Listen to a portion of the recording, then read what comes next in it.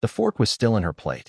Half a bite of pasta. The corner of her napkin stained red from the sauce. A single basil leaf clinging to the edge of her wine glass like it knew something I didn't. I stared at that fork for what had to be 40 minutes. I know because the Spotify playlist ran out and started looping some weird chill beat station I never subscribed to. And she still hadn't come back. At first, I thought maybe she just went outside to take a call. The food had only been on the table for 6 minutes.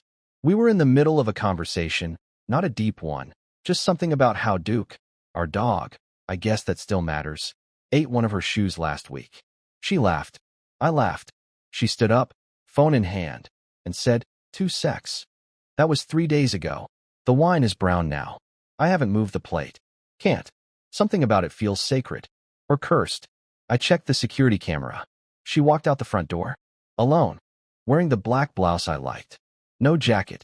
She didn't take her keys. Didn't even close the door all the way. I only noticed hours later when Duke started barking at the wind blowing leaves inside. I tried texting. Nothing. Calling.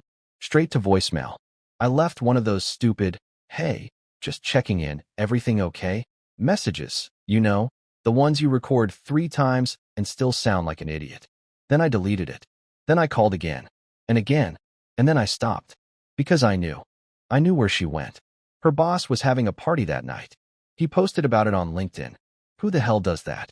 Grateful to host my talented team for a weekend of connection, celebration, and vision. He tagged her. I saw it. She wasn't in any photos. But she liked the post. From her account. 12 hours after she walked out of our house mid-bite. She told me she was done with those team events. Said they weren't real work. Said she wanted to be home more. Said weekends were for us now. I believed her. I always believe her. And now the pasta is dry, and the fork is still there, and the silence in this house is so loud it hurts my teeth. She didn't even take her bag. She just left. Not like in the movies. No suitcase. No note. Not even a slammed door. Just an unfinished sentence and a half-eaten dinner. By the time the second night rolled around, I had convinced myself she would walk back through the door like nothing happened. Maybe she had a breakdown. Maybe she went to a friend's. Maybe her phone died, and she just needed space. All terrible excuses, I know. But sometimes your brain clings to anything to avoid the obvious. I kept replaying everything from that evening like I was dissecting surveillance footage. What did I say that made her get up? What tone did I use? Did I roll my eyes too hard when she mentioned her boss again? I even started blaming the pasta. Maybe I overcooked it. Maybe she hated it and just couldn't take it anymore. That's the kind of place my head goes when it's quiet and there's no one left to argue with. On the morning of the 3rd day, I opened our closet, and that's when the bottom dropped out of my chest. Her overnight bag was gone. She didn't pack it in front of me. It must have been ready before dinner. Tucked under the bed maybe. Already zipped. Waiting. She hadn't just left impulsively. She planned it. She let me set the table. Let me pour the wine. Let me light the candle I thought she liked because she used to say it smelled like old books. She let me laugh at her stupid story about Duke and the shoe. She watched me take the first bite. And then she got up. Calm. Almost robotic. 2 secs. Not even a twitch of guilt. It was all choreography. What haunts me is how normal it felt until it didn't. Her work laptop was gone too. That was another clue. She didn't take the charger. Just the laptop. Which means she wasn't planning on working. Or maybe she didn't care if it died. Maybe it was just a prop. And then, that night, something happened that pushed everything into a different category of disturbing. At around 11:48 p.m., her iMessage account suddenly went active. Not just delivered. I mean the little typing bubble actually popped up on my screen. My heart stopped. I thought, this is it. She's finally going to explain everything. Apologize. Lie. I'll take anything. I sat up in bed. I even turned the light on, like a moron, like I had to be physically present for her response. Then it disappeared. No message came through. Just a few seconds of that blinking gray ellipsis. Then nothing. No read. No follow-up. It was like someone had typed something and changed their mind. Or deleted it. I waited all night. Never slept. Just stared at the phone and the door. The silence wasn't just empty anymore. It was intentional. A kind of silence that feels loaded. Like she wanted me to squirm. Like I was being watched. This wasn't just a disappearance. This was a message. And I didn't know if I was supposed to get it, or if I was supposed to break trying to figure it out. The shower was still wet when I checked it the next morning. I don't know why I checked. I wasn't expecting to find her in there. That would have been insane. But I couldn't sleep. Again. So I walked around the house like a ghost. I opened the door to the bathroom and saw fog on the mirror. The kind that happens when someone takes a hot shower and leaves the door closed. Drops of water still on the tiles. Damp towel slung over the door. It hadn't been like that the night before. I'm absolutely sure of it. I had cleaned that bathroom 2 days ago, and the towel was folded. I remember folding it because it was the last normal thing I did before I started losing my mind. So unless Duke learned how to twist the hot tap and hang up a towel after drying off, someone had been here. No signs of forced entry. No keys missing. Nothing stolen. And yet, something was undeniably different. Something shifted in the air. Like the walls had watched something I hadn't seen. The front door was still locked from the inside. I checked the windows. Deadbolts intact. Everything just as I left it. Except for the towel. Except for the mirror. Except for the faint smell of the lavender shampoo I haven't used in months. The one she always said reminded her of childhood. I stood there barefoot on the cold tile, breathing it in like a lunatic, trying to decide if I was losing my grip or if I was finally starting to see things clearly. I pulled out my phone and opened her location again. Still nothing. Then I checked the LinkedIn post from her boss again, the one from the party. This time, I noticed something I hadn't before. A comment. From a guy named Seth. Last night was wild. Hope HR doesn't find the photos LOL. It had only been up for an hour, and the comment had already been liked by 2 of her coworkers. I clicked Seth's profile. Private, of course. But his banner photo was the same lake house I had seen tagged in her Slack status before, months ago, back when she said they were doing quarterly alignment retreats. Apparently, this company aligns their morals with tequila shots and lake docks. I kept scrolling through other comments, likes, interactions. All shallow, corporate, fake. And then one photo. Unrelated post. Buried deep on one of her coworkers' timelines. Posted late, probably by mistake. A blurry group shot. Sunset in the background. Drinks in hand. Most of the faces were turned blurry. But one wasn't. Her. She wasn't smiling. She was staring straight at the camera like she didn't know it was being taken. Like she didn't want to be in the photo. And standing next to her, way too close, was Damien. Her boss. His hand was hovering awkwardly behind her back, maybe even touching her waist. She looked like she wanted to disappear. I zoomed in until the pixels broke apart. Her eyes weren't just sad. They were terrified. That's when I felt it. That cold, prickling feeling in the back of my neck. Like I was being watched. Like someone was standing just outside the bathroom door, breathing softly, waiting for me to figure out the next piece. But when I turned around, of course, no one was there. Just me. And the smell of lavender. There was a coffee cup on the counter that wasn't mine. I drink from mugs, chipped ones with bad puns or college logos. I have 4 in rotation. This one was a sleek, black, reusable travel tumbler with no branding. Stainless steel bottom, fingerprint smudges on the lid, faint ring of lip gloss on the rim. Melanie never used tumblers like that. She always said coffee tasted lonely when you couldn't see the color. But there it was, sitting next to the sink. Warm. I didn't want to touch it. I stared at it like it might explode, like it was some alien artifact beamed into my kitchen by mistake. But deep down I knew. It wasn't a mistake. Someone had been here again. Not just passing through. Comfortable enough to make coffee. Confident enough to leave the cup behind. It made my stomach twist. I opened the cabinet. My mugs were untouched. Dishwasher still full of clean plates. Then I opened the fridge. One of the oat milk cartons was gone. Not the one I use. Hers. The brand I always found too bitter. Half a bagel was missing. The toaster still had crumbs in the tray. This wasn't a break-in. It was a routine. Someone, maybe her, maybe not, was using my house like a rest stop. A halfway point between wherever she had gone and wherever she was going next. I ran to the bedroom. Still nothing missing. Her closet was the same. But the faint scent of her perfume, that vanilla and woodsy one she always said was grown woman energy, hung in the air heavier than before.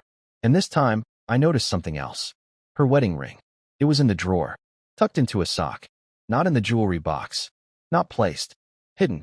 I sat on the floor, holding it in my hand, and I swear my heartbeat stopped for a moment. She'd told me once, years ago, that if she ever took the ring off and didn't tell me why, I should know she was already gone. It was one of those half jokes people say when they're tipsy holding hands under string lights at someone else's wedding. I laughed at the time. She didn't. I wanted to throw the ring. Flush it. Smash it. Instead, I slid it back into the sock and closed the drawer like a coward. By late afternoon, I was no longer hoping she'd call. I was hoping she wouldn't. Because I didn't know what I'd say anymore. I didn't know which version of her I'd be speaking to if she did. The woman who doodled on receipts and used to hum off-key in the shower?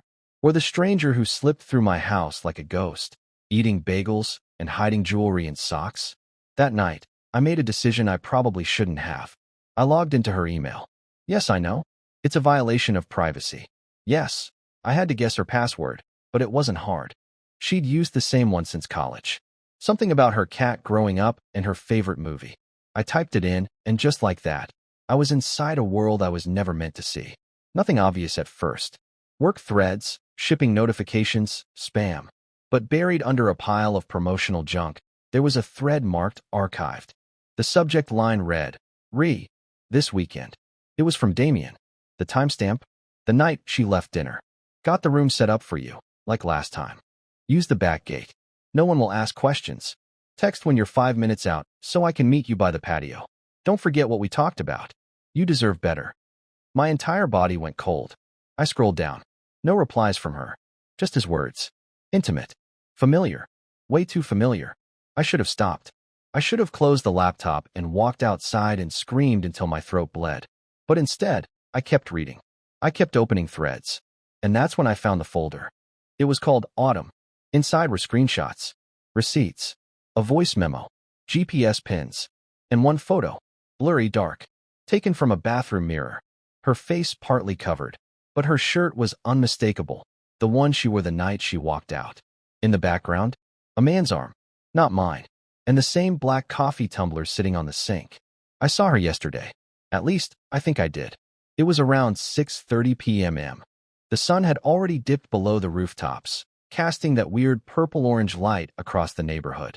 I'd just come back from walking Duke, and as I turned the corner onto our street, I noticed a familiar shape parked across from the house. Her old Corolla. Not the new lease she picked up last year, but the beat-up silver one with the dented passenger door and the missing hubcap. We donated that car. I remember the day. She cried when the tow truck pulled it away. Called it the end of an era. So how the hell was it here? I stood still on the sidewalk, leash in hand, Duke panting beside me. The windows were tinted, but not completely. I could make out a figure in the driver's seat. Someone was sitting there, engine off, lights off, not moving. I squinted, my heart thudding. And then, I saw it. The outline of her face. Just for a moment. Sharp jaw, pulled back hair, hand resting on the wheel. Not moving. Not blinking. Just watching. Watching me. I took one step toward the car. And the lights blinked on. She pulled away. Not fast, not recklessly. Just smooth.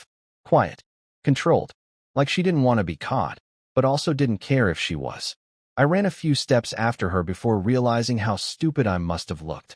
A grown man chasing a ghost down a suburban street with a confused dog in tow. My neighbor across the road was watering her garden. She gave me a weird look and waved. I waved back like nothing was wrong. Back inside, I felt dizzy. Not just from the adrenaline, it was something else. That car. That damn car. Why would she have it? Why would she be hiding in it?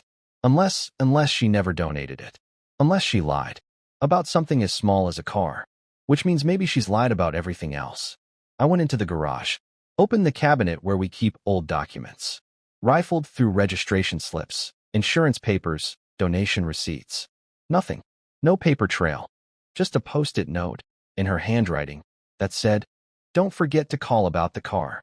That was it. Nothing more. No dates. No signatures. Just a casual reminder with no follow-up. I sat down at the kitchen table and stared at the laptop. The email was still open. That folder, Autumn, was still there. I opened it again, this time looking for something I hadn't noticed before. Something bigger. And buried at the bottom of the thread was a zip file. Password protected. I clicked it. Prompted to enter a password.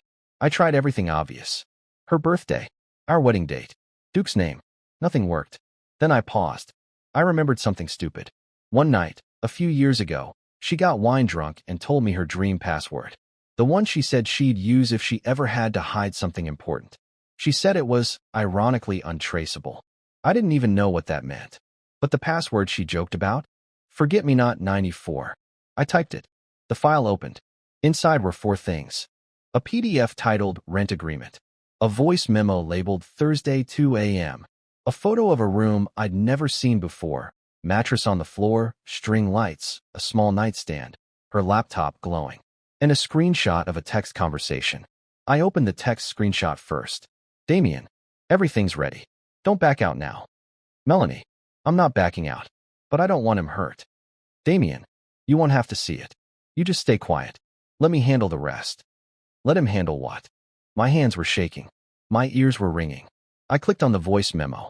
Her voice came through. Shaky. Whispering. Crying maybe? I don't know how much longer I can do this. I don't even know who I'm protecting anymore. If something happens to me. Cliff, I'm sorry.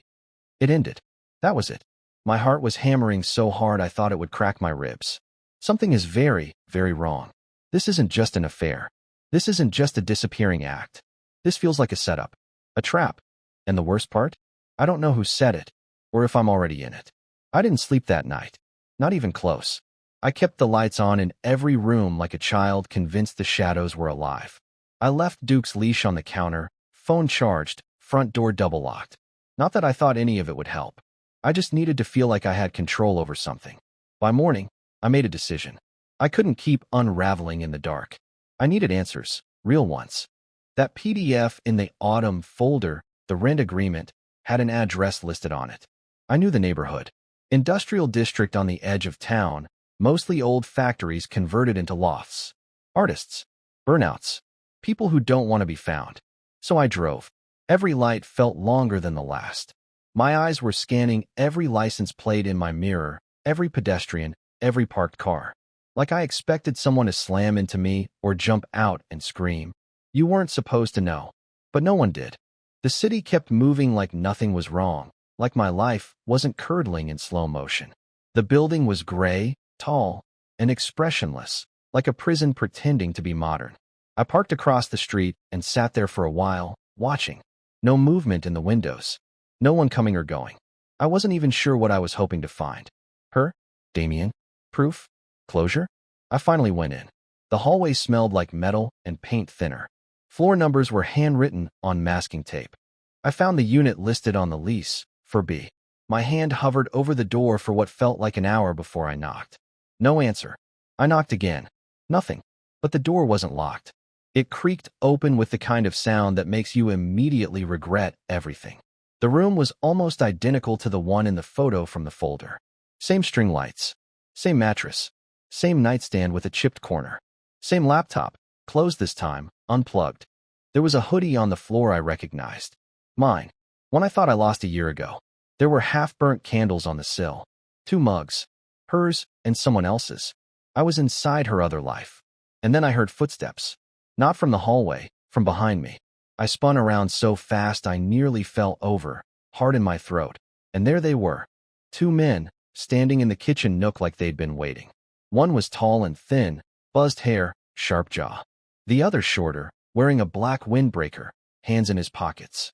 Cliff, the tall one said. Calm. Polite. Too polite. I didn't answer. I hadn't said my name. I hadn't made a sound. How did they know? We figured you'd come eventually. The other one said, stepping forward just a little. She told us you might. Told you what? I asked, voice cracking, already backing toward the door. That you wouldn't stop, the tall one replied. That once you found the messages, you'd start digging. That you'd show up here. I felt the weight of the room closing in on me, like the walls were leaning in just slightly, like they were listening. What is this? I asked. Where is she? The short one smiled. Not a warm smile. Not even a smug one. Just a cold, mechanical tightening of the lips. Cliff, you were never supposed to see any of this. I lunged. I didn't have a plan, didn't even know what I was aiming for. Maybe the door, maybe one of them. But before I could make it 2 steps, the tall one reached into his coat and pulled out something. Not a weapon. A phone. Her phone. And just like that, the panic inside me turned to ice. He held it out. Let me see the lock screen. A photo of Duke. The same one she sent last Christmas. My hand shook as I reached for it, but he pulled it back. We're not here to hurt you, he said. We just need you to stop asking questions. She's safe. For now. But this only stays clean if you leave it alone. They didn't yell. They didn't threaten. They just stood there, calm and clinical. Like this was a conversation they'd rehearsed. Like this had happened before. I backed out of the apartment, heart hammering, legs barely holding me up. They didn't follow. They just watched me leave like they were disappointed. Like I was a loose thread that wouldn't stay tucked in. I made it back to my car and drove off without looking in the mirror once. And now I can't stop thinking about one thing. They knew my name before I said it. I don't remember driving home. I know I did. Obviously, the car is in the driveway. Duke was sitting by the door when I got back, tail thumping like nothing had changed. But I couldn't tell you which roads I took or if I stopped at any lights. My brain was still in that room, still staring at her coffee mug on a stranger's counter, still hearing that man's voice say, "She's safe. For now." The idea that someone could say that, with that much control, that much confidence, shattered something in me. I had been telling myself this entire time that I was just reacting, trying to catch up. But now I knew better. I wasn't chasing answers. I was walking straight into a script that had already been written. And I wasn't even the main character. Just the poor bastard left to clean up the mess. I didn't want to be in the house anymore. I didn't trust it. Every creak in the floor, every flicker in the lights, it all felt like someone watching. Not from outside, from within. So I went to the basement. I don't know why. Maybe because it's the only part of the house I haven't searched. Maybe because some part of me believed that if Melanie was coming and going like I suspected, if she'd been using this place while I was sleeping, there had to be evidence I hadn't seen. Or maybe I just needed to feel like I still had some control over this nightmare. The basement was mostly unfinished. Storage shelves, a washer and dryer, some old paint cans. I flipped the light and started digging through boxes. Old tax documents, Christmas lights, a bunch of my childhood stuff in a box labeled Cliff's Junk, throw out, written in her handwriting. I almost laughed. Then I found it. A crate I didn't recognize. Not taped shut, but sealed with a latch. Something you wouldn't notice unless you were specifically looking. Inside was a small fireproof pouch, one of those zippered kinds people use for passports or cash. And inside that, tucked neatly next to each other, were three things. A prepaid flip phone, off, but charged. A burner debit card, balance unknown. A folded-up piece of paper with nothing but GPS coordinates. I stared at them like I'd discovered a portal to another world. And maybe I had. Who even plans something like this? Who has secret exit kits in their basement, 15 feet from where we made pancakes on Sundays? I tried turning the phone on. No fingerprint scanner. Just a 4-digit code. I tried birthdays. Nothing. Then I tried something stupider, the house address. 1453. It opened. There were only 2 texts in the inbox, both from an unknown number. Clear route available through 72. Follow detour. Avoid cameras. Leave personal items behind. Bring backup drive only. No contact until confirmed. That's it. No timestamps. No sender. No replies. What the hell was she into? I sat on the cold concrete floor, phone in one hand, coordinates in the other, and realized something I hadn't let myself say out loud until now. She wasn't just running from me. She was running from someone else. Or worse, she was working with them. But here's the part that really turned my stomach. I realized that someone else had probably been in this basement, touching these same boxes, using this same phone, while I was upstairs brushing my teeth or watching reruns of dumb sitcoms. Living in a bubble, completely oblivious. I put everything back exactly the way I found it. Closed the crate. Shut off the light. Went upstairs. And waiting on the kitchen table, like a cherry on top of my mental collapse, was a single envelope. No stamp. No address. Just my name in handwriting I didn't recognize. I opened it. There was a single sheet of paper. You were never supposed to see this side of her. You still have time to walk away. But if you open the drive, we can't protect you anymore. There was no drive inside the envelope, which means there's still something left for me to find. Something they don't want me to find. Something Melanie might have died trying to hide, or worse, stayed alive to protect. The coordinates led to a tiny roadside motel 2 towns over, the kind of place people stay when they're either running from something or trying very hard not to be found. I got there around 11 a.m. The sky was gray, not stormy, just heavy, like the world was holding its breath. I parked across the lot and stared at the room number written in faint pencil on the back of the paper, room 6. The windows were closed. Curtain drawn. Nothing that screamed, "Come in," Nothing that screamed stay away. But I knew I wasn't turning back. Not after everything. Not after the messages, the burner phone, the strangers who knew my name, the warning in my own home. She left all of it on purpose. She knew I'd follow the clues. She knew I couldn't let it go. So I walked up, heart pounding in my ears, and knocked. The door didn't open right away. I almost turned around. Then it clicked open, slowly, carefully, and there she was. Melanie. Tired. Pale. Hair tied back. No makeup. Same hoodie I saw in the apartment. And her eyes, red from crying or lack of sleep. I couldn't tell, but still hers. Still her. I didn't say anything. I couldn't. My throat closed the second I saw her. But she didn't flinch. Didn't panic. She just opened the door wider and whispered, "Come inside. We don't have much time." The room was small, clean, and surprisingly warm. A laptop was open on the bed. A USB drive plugged into it. Charts, folders, documents on the screen. None of it made any sense to me. She sat down, exhaled, and looked up like she'd just climbed out of a hole. "You need to listen to me," she said. "And I need you to believe me." And so I did. For the next 2 hours, she told me everything. About the company. About Damien. About how the party was a cover, not just for an affair, but for laundering corporate data through fake, team bonding retreats. The people at the lake house weren't just employees. They were go-betweens. Whisper brokers. Selling personal health data through private servers routed from that very building I'd visited. That retreat house was a front, and Melanie had found out months ago. Not by accident. She was looking for it, trying to prove it. But once she got too close, they turned on her. Made her feel crazy. Slipped threats into casual meetings. People she thought were friends started acting like strangers. That's when she started recording, saving, hiding things. And that's when they noticed. Damien offered her a deal. Stay quiet. Let it go. Keep her job. Keep her life. She said no. So they started watching me instead. "You were never in danger," she said, eyes welling up. "Not at first. But when they saw how close you were getting, they started planning something else." I realized then, the envelope, the basement kit, the camera blind spots she'd hinted at in the texts, it was all a safety net. Not for her. For me. "I didn't cheat on you," she whispered. "I was trying to save you." I could barely process it. The months of silence, the disappearance, the paranoia, and underneath it all, she was fighting a war I didn't even know existed. She handed me the USB drive. "Take it to the press." Not the cops. The press.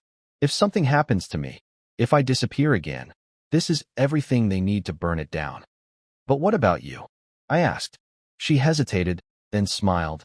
Tired, but real. "I'm done hiding." She reached for my hand. And for the first time in months, I felt her again. Not a shadow. Not a ghost. Not a memory. My wife. We left together an hour later. The sky was still gray, but the air felt different. Lighter. The drive home was quiet, but not uncomfortable. Just two people sitting in the aftermath of chaos, trying to remember how to breathe. A few days later, the leak hit the media.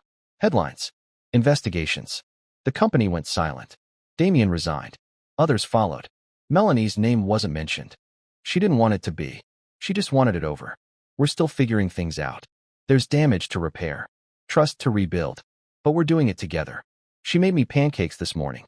We sat at the same table where she once left a half-eaten dinner and walked out the door. But this time she stayed. No secrets. No lies. Just her. Just me. And Duke, still stealing food when we're not looking. And for the first time in a long, long time, I'm not afraid of what happens next.